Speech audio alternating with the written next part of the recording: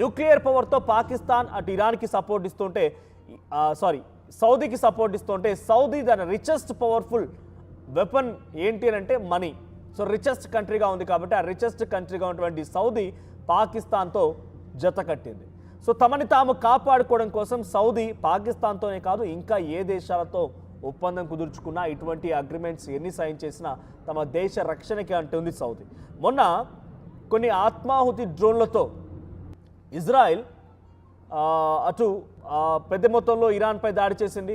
దానికి కౌంటర్గా ఇరాన్ కూడా అదే స్థాయిలో ఇజ్రాయెల్పై దాడి చేస్తూనే అమెరికాకి సహకరిస్తున్నటువంటి ఈ అరబ్ దేశాలని సౌదీని, కువైట్ని, ఖతార్ని ఈ ప్రాంతాలపై దాడి చేసింది.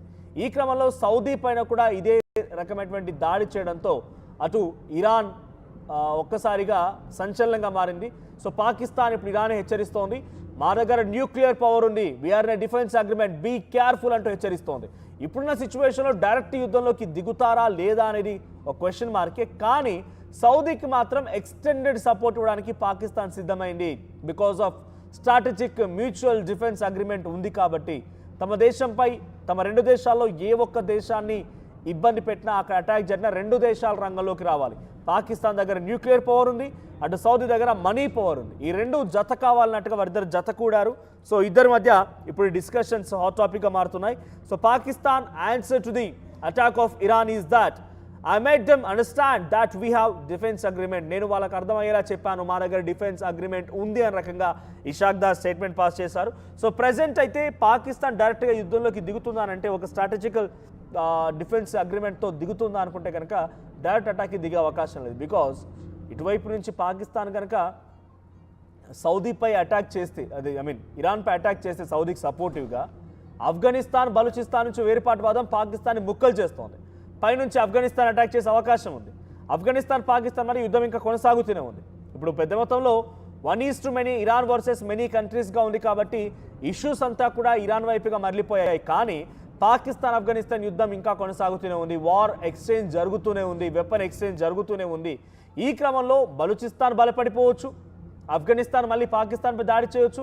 ఈ ఇద్దరితో చచ్చిపోయే ముందు మళ్ళీ ఇరాన్తో గొడవ పెట్టుకొని ఇరాన్ ముందు మళ్ళీ మోకరలం అంటే పెద్ద ఇబ్బంది. సో ఇరాన్కి పెద్ద విషయమేం కాదు, డైరెక్ట్గా ఒక 2 మిసైల్ తీసి పాకిస్తాన్పై వేస్తే పాకిస్తాన్ అల్లాడిపోతుంది. అప్పుడు ఇరాన్కి ఆఫ్ఘనిస్తాన్ సపోర్ట్ ఇస్తుంది. మనమంటే పాకిస్తాన్పై యుద్ధం చేసే క్రమంలో డైరెక్ట్గా యుద్ధం చేయాలనుకున్నాం, కానీ బలూచిస్తాన్కి ఏ రోజు సపోర్ట్ వెళ్ళలేదు, బలూచిస్తాన్ మనం ఎంకరేజ్ చేయలేదు. కానీ ఇరాన్ తన అవసరాల రీత్యా బలూచిస్తాన్కి కనుక సపోర్ట్ ఇచ్చి ఉంటే, బలూచిస్తాన్కి కనుక తమ యుద్ధ సామాగ్రి అందించి ఉంటే, బలూచిస్తాన్లో ఉన్నటువంటి అక్కడ ఉన్నటువంటి వేరుపాటువాదాన్ని ఎంకరేజ్ కనుక చేసి ఉంటే కింది వైపు నుంచి బలూచిస్తాన్, పై నుంచి ఆఫ్ఘనిస్తాన్, పక్క నుంచి ఇరాన్, 3 వైపుల నుంచి ఇటువైపు నుంచి ఇలా కూడా భారత్ అటాక్ ఇస్తుంది. ఈ సిచ్యువేషన్లో పాకిస్తాన్ చిత్తైపోవడం ఖాయం, పాకిస్తాన్ పచ్చడైపోవడం ఖాయం. కాబట్టి కేవలం హెచ్చరిక వరకే ఆగిపోతారు, కానీ దాని ముందుకు ఎక్స్టెండ్ చేసే అవకాశం లేదు. బికాజ్ పాకిస్తాన్ అవునన్నా కాదన్నా మొన్న ఇజ్రాయెల్ ఇరాన్ అటాక్లో అమెరికా ఎంటర్ అవ్వక మునుపు పాకిస్తాన్ ఇదే విదేశాంగ మంత్రి ఇషాక్ దార్ నేతృత్వంలో 21 దేశాలు ఇరాన్కి సపోర్ట్ నిలబడ్డాయి. సౌదీ ఉంది, ఖతార్ ఉంది, ఇరాక్ ఉంది, బనామా ఉంది, యెమెన్స్ ఉన్నారు. అంతా 21 దేశాలు ఇరాన్ వైపు నిలబడి ఇజ్రాయెల్ని హెచ్చరించాయి, నువ్వు కనుక మళ్ళీ ఇరాన్పై దాడి చేయాల్సి వస్తే మేమంతా కలిసి నీపై అటాక్ చేస్తామని ఇజ్రాయెల్ని భయపెట్టారు. కానీ ఎప్పుడైతే ట్రంప్ ఎంట్రీ ఇచ్చాడో ఈ దేశాలన్నీ సైలెంట్ అయిపోయాయి. అమెరికా ఎంట్రీ ఇవ్వగానే అన్నీ సైలెంట్ అయిపోయి నోర్లు మూసుకున్నాయి, నోటికి తాళాలు వేసుకున్నాయి. బికాజ్ ఏం మాట్లాడితే ఏం జరిగిద్దో, ఏదైనా మాట్లాడదాం అనుకుంటే మళ్ళీ మన ఇస్లామిక్ దేశం కదా, లేకపోతే కొంత మతానికి సంబంధించినటువంటి దేశాలుగా ఉన్నాయి కదా, సో ఆ దేశానికి సపోర్ట్ ఇద్దామని అనుకున్నా కూడా అమెరికా వచ్చి ఈ దేశాలు ఇరకాటంలో పెట్టే అవకాశం ఉంటుంది. సో లేదు అనుకున్నా ఇటు ఇరాన్ దెబ్బతీస్తుంది. సో ఏం చేయలేక మౌనంగా ఉండిపోవడం, అటాక్ని ఎదుర్కోవడం, తర్వాత చిన్నగా వాటిని రిటీలియేట్ చేయడం తప్ప ఏం చేయలేని గత్యంతర పరిస్థితిలో ఈ దేశాలు ఉన్నాయి. సో ఇప్పుడు పాకిస్తాన్ కనుక అదే లెవెల్లో సౌదీపై దాడి చేసినందుకు ఇరాన్పై కనుక దాడి చేయాల్సి వస్తే very near by countries, border sharing countries, Iran and Pakistan border sharing countries, Afghanistan and Pakistan border sharing countries, India and Pakistan border sharing countries. ఇప్పుడు పాకిస్తాన్ ఏమాత్రం కొంత చీమ చిట్టుకుమనిపించినా ఇరాన్ వైపు నుంచి దాడి జరగవచ్చు, ఆఫ్ఘనిస్తాన్ దాడి చేస్తుంది, బలూచిస్తాన్ దాడి చేస్తుంది, ఇండియా కూడా అటాక్ చేసే అవకాశం ఉంది. బికాజ్ ఆఫ్ మన దగ్గర ఉగ్రవాద చర్యలు ఉన్నాయి కాబట్టి ఆ ఉగ్రవాద చర్యల్ని రూపుమాపడం కోసం మళ్ళీ operation Sindoor on going project అన్నారు కాబట్టి అది కంటిన్యూ చేస్తే కనుక పాకిస్తాన్ పని అయిపోద్ది. కాబట్టి పాకిస్తాన్ కేవలం మాటల వరకు మాత్రమే హెచ్చరిస్తోంది. నిజంగా యుద్ధంలోకి దిగుతుందా అంటే మాత్రం దిగితే పాకిస్తాన్ దగ్గర న్యూక్లియర్ పవర్ ఉన్నా కూడా తీవ్రంగా నష్టపోయేది పాకిస్తానే. సో వాళ్ళ దగ్గర కిరాణా హిల్స్ దగ్గర ఉన్నటువంటి ఆ న్యూక్లియర్ పవర్ పైన మనం అటాక్ చేయకమునిపే, అంటే భారతదేశం అటాక్ చేయకమునిపే అటాక్ చేశారు.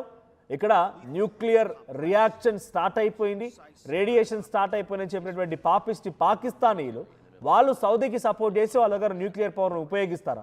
అంత సీన్ లేనలేదు. కానీ అంతకంటే మునుపు కొంత హెచ్చరికలు మాత్రం ఇచ్చే అవకాశం కనబడుతోంది.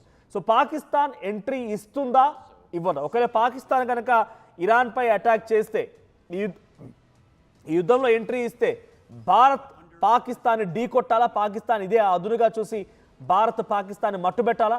మన దగ్గర ఉన్నటువంటి జమ్మూ కాశ్మీర్, పాక్ అక్యుపైడ్ కాశ్మీర్ని స్వాధీనం చేసుకోవాలా? మీ అభిప్రాయం ఏంటో కామెంట్ చేయండి. అట్ ద సేమ్ టైం ఇప్పుడున్న హ్యాపెనింగ్స్లో ద బిగ్గెస్ట్ హ్యాపెనింగ్ ఏంటంటే ఇరాన్ ఇజ్రాయెల్ అమెరికా వార్లో ఇరాన్ ఎంతటి స్థాయిలో పోరాడుతోందని అంటే అందరినీ ఆశ్చర్యపరుస్తోంది.